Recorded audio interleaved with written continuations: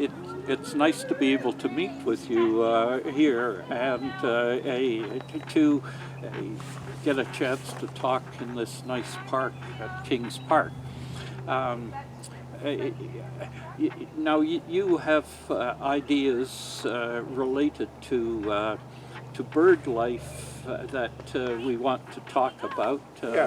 I also came with a bit of a theme from the United Church Creed, that line that said, we live in God's world, we are not alone.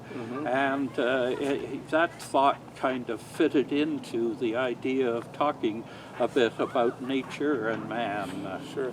Yeah. So tell me about your own thoughts. Well, what you just said reminds exactly of what I wanted to tell you. Our family lived in Regina for about 8 years when I was working for the church out there. And among other things, I just almost by happenstance met up with a woman whose name was Betty Cruikshank. And she had written, but when I knew her, she was 87, 88 years old.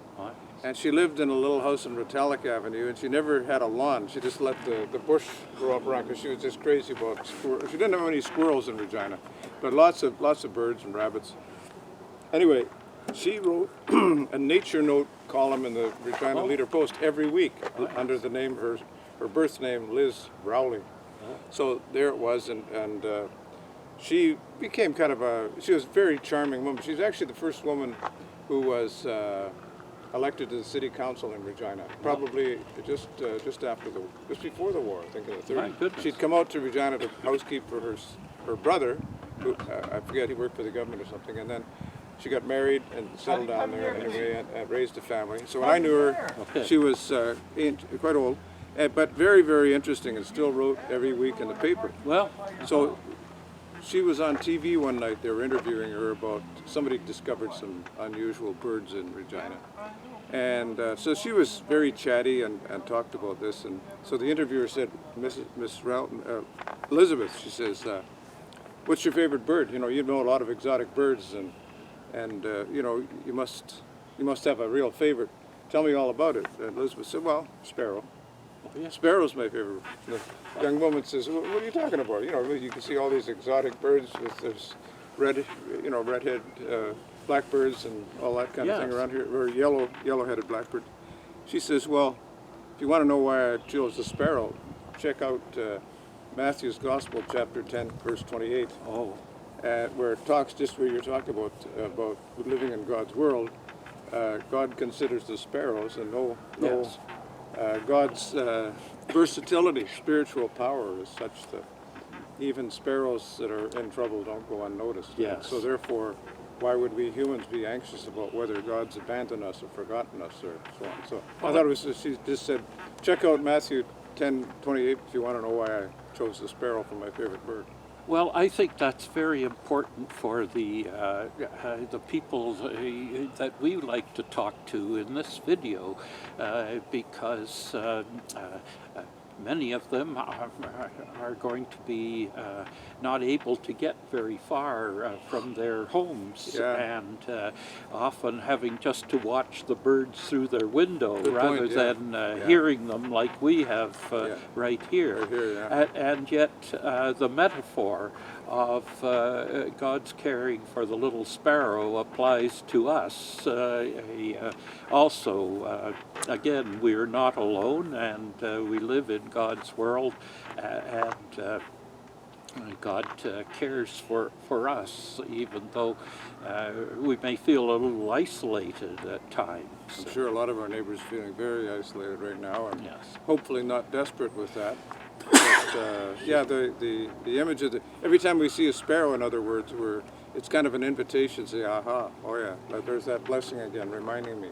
And it's wonderful to choose the sparrow because it's common to us all. It isn't as if we're seeing the yellow-headed blackbird, which we could see on the outside, but not necessarily at our own feeders.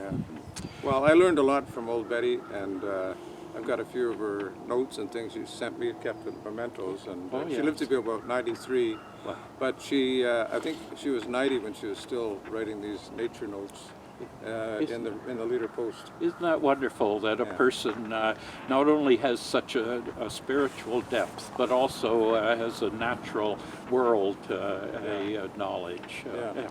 Well, my own interest, well, partly comes from my life in our former community and also here, but it's amazing the number of birds. The other day I went to photographs red-winged blackbirds just to the south of the city, and a small group of yellow-headed blackbirds flew over. I've not seen yellow-headed blackbirds.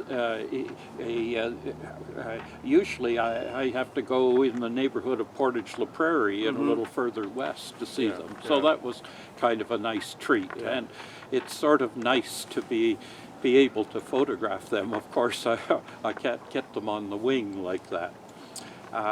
Anyway, our message to our Trinity folks today relates to enjoying this natural world and recognizing the caring that we're all subject to. And I think maybe we want to wind it up with a final word to folks. Sure. Well, it's like I said a minute ago, maybe kind of reiterate that these images, these messages, these sort of mysterious reminders are messages from the Spirit that the world is complex, and that in the midst of all things there is this power of love and restoration and hope and purpose. And for me, and perhaps for you, a sparrow, an ordinary everyday sparrow, I know there's several varieties around, but the sparrow, pretty common bird, is a living, immediate reminder that our world is complex and wonderful and full of blessing. Well, thank you very much, Paul, and I'm sure people will appreciate the message today. Well, it's great to be with you. You did all the technical work, and here we are on a perfect morning in Kings Park. Yes. Yeah. Good. Good, Harry. Thank you.